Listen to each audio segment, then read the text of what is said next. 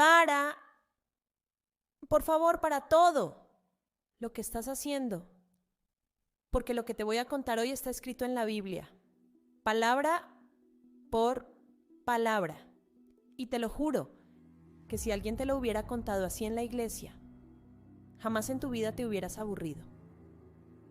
A ver, tenemos al hombre más famoso del Antiguo Testamento, el favorito personal de Dios, el que mató a un gigante siendo adolescente, el que escribió los Salmos, el rey más poderoso que Israel jamás tuvo.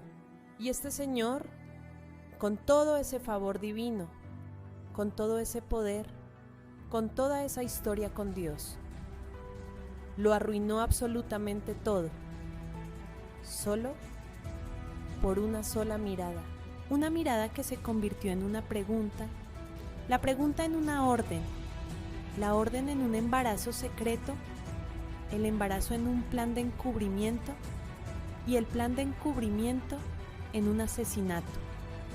Yo no lo puedo creer, y eso que todo está en la Biblia, amiga. Yo no lo inventé. Y el giro al final de esta historia es tan inesperado que cuando lo escuches vas a tener que rebobinar, porque no lo vas a poder creer la primera vez. Quédate, porque esto empieza ahora y se pone bueno desde el minuto 1. Ok, para entender la caída de David tienes que entender primero quién era, porque si no entiendes eso, la historia no te va a impactar de la misma manera. David no nació siendo rey, para nada. Era el menor de 8 hermanos, el chico que nadie veía. Mientras sus hermanos eran grandes, fuertes, impresionantes, David era el adolescente que cuidaba ovejas en el campo porque básicamente nadie lo tomaba en serio, nadie daba un peso por él. Sus propios hermanos lo ninguneaban nivel Dios, que tampoco lo tomaban en cuenta. Miren, se mueren. Tampoco que cuando el profeta Samuel llegó a la casa buscando al próximo rey, el papá de David, el señor Jesé, ni lo llamó, presentó a todos sus hijos, a los altos, a los fuertes, a todos, menos a David. Lo dejó allá afuera, en el cerro, oliendo a oveja. O sea, su propio padre lo borró de la lista. Pero claro, Dios le cerró la boca a todos y dijo, ese niño que nadie miraba. Pero aquí viene lo bueno. Aparece Goliat, un tipo que medía casi 3 metros, un monstruo humano literal, con una armadura de 50 kilos. Imagínate el nivel de ese bicho. Y el tipo salía a gritarles de todo. Y el ejército de Israel, incluyendo al rey Saúl, ahí, congelados de miedo. 40 días de pura humillación pública. ¡Qué vergüenza! Y en eso llega David, el niño de los mandados, a traerle comida a sus hermanos. Y escucha al gigante. Sus hermanos, desagradables como ellos solos, lo mandaron a callar. «Ándate a cuidar tus ovejitas», le dijeron. Pero David no se quedó callado. Fue donde el rey y le dijo, «Yo voy». Saúl lo miró de arriba abajo y casi se ríe en su cara. «Pero si eres un niño», le dijo. Y David, con toda la personalidad del mundo, le soltó. «A ver, yo he matado leones y osos con estas manos. Este gigante para mí es un chiste. Y no saben». Le quisieron poner una armadura toda pesada y David dijo, «Ay no, ¿qué es esto? Yo con esto no puedo ni caminar». Agarró 5 piedras del río, su honda, y fue en busca de Goliat. Cuando Goliat lo vio, se sintió insultado. «¿Me mandan a un niño con un palo? ¿Soy un perro o qué?». Y David, bien empoderado, le gritó, «Tú vienes con espada, pero yo vengo en el nombre del Señor. Hoy te voy a dar tu merecido». Una piedra, una sola, ¡pum!, directo en la frente. El gigante al suelo, David le quita su propia espada y le corta la cabeza, así, sin filtro. Todo Israel se volvió loco. Las mujeres salían a las calles a cantar.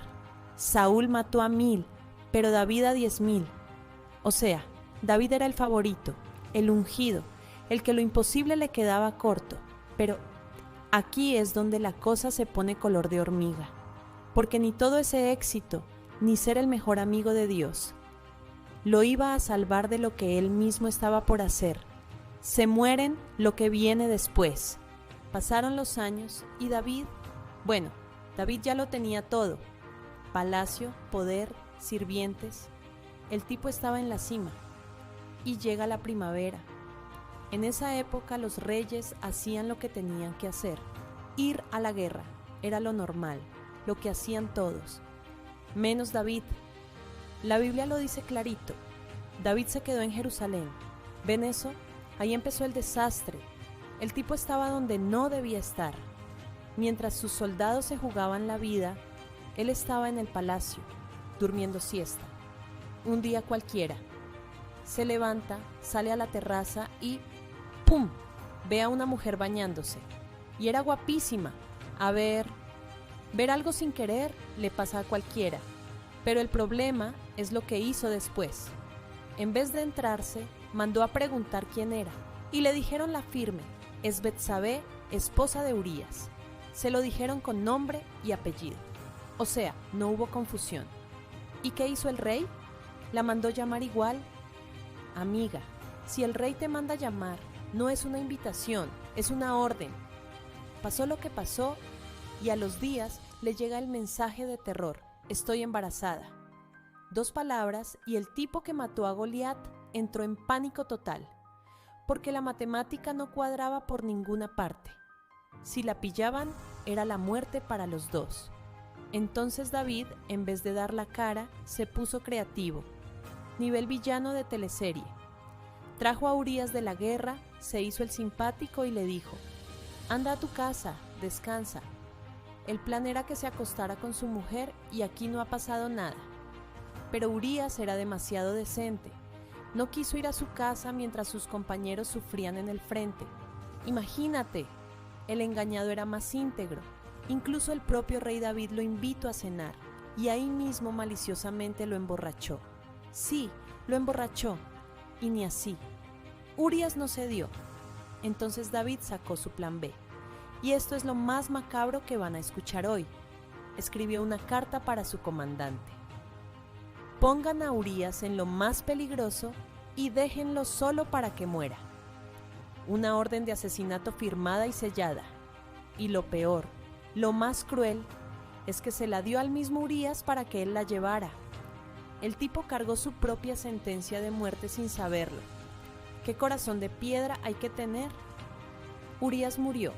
David recibió la noticia como si nada, súper frío dijo: bueno, cosas que pasan en la guerra.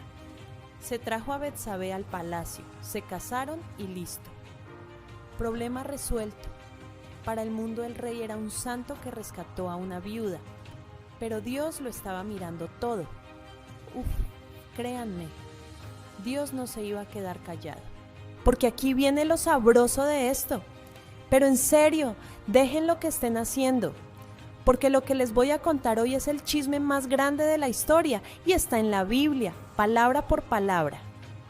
Dios mandó al profeta Natán a ver a David y miren, la jugada de Natán fue de otro planeta. Él no llegó gritando como loco ni con pancartas. Se sentó con el rey muy relajado y le contó un cuento, así, como que no quiere la cosa, pero con un veneno que ni se imaginan. Había un tipo millonario en una ciudad, dijo Natán, con miles de ovejas, rebaños que no se terminaban nunca, y al lado vivía un vecino pobre que solo tenía una corderita pequeña. Una sola corderita, amigas. La había criado como a una hija. Dormía en sus brazos, comía de su plato. Era su adoración. Pero un día el rico tuvo visitas y, ¿pueden creer que en vez de usar una de sus miles de ovejas, fue y le robó la única corderita al pobre para hacérsela de cena?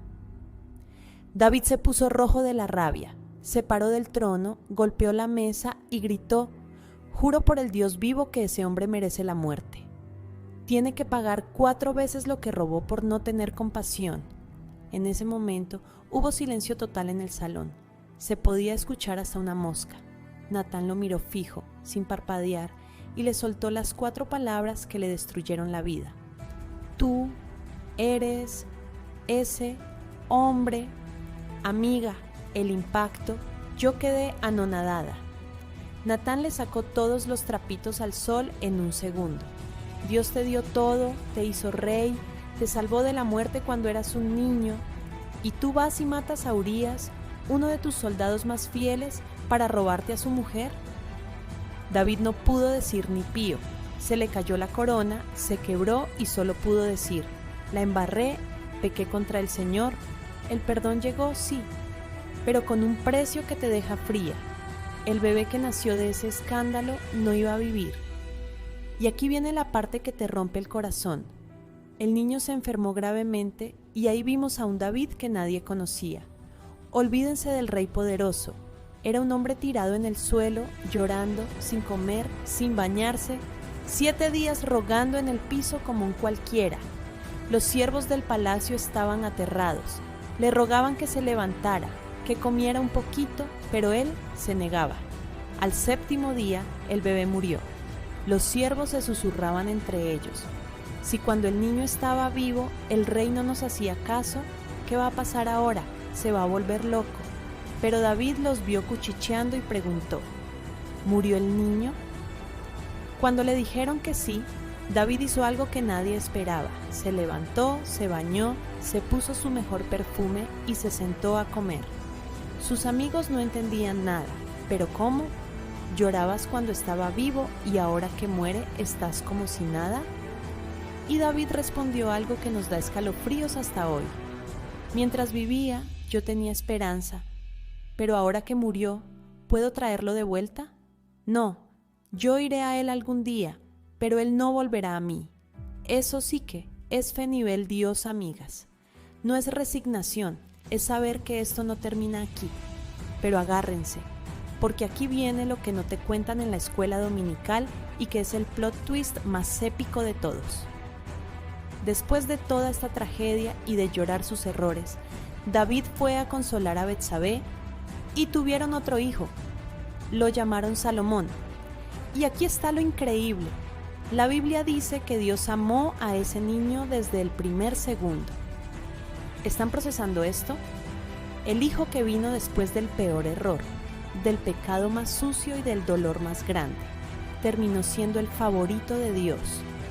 O sea, el nivel de misericordia de Dios es monumental. Salomón terminó siendo el rey más sabio y rico que jamás existió. Construyó el templo más lujoso de la historia. Pero miren el final.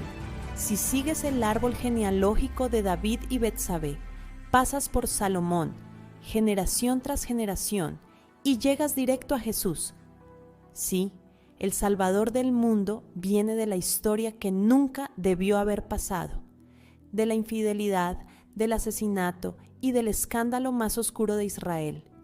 Dios no aplaudió lo que David hizo, le dolió y hubo consecuencias que duraron años, pero no lo canceló, no le cerró la puerta. Tomó todo ese desastre, el arrepentimiento de verdad y el dolor, y lo tejió en el plan más importante de la humanidad. Esto no es un cuento de hadas, es la historia más honesta que vas a leer. Si aprendiste algo hoy y te voló la cabeza como a mí, dale like y suscríbete, porque la próxima semana se viene el plato fuerte, Jezabel. La villana original, la que mandó a matar a medio mundo por un capricho, la que aterrorizaba a los profetas y que terminó...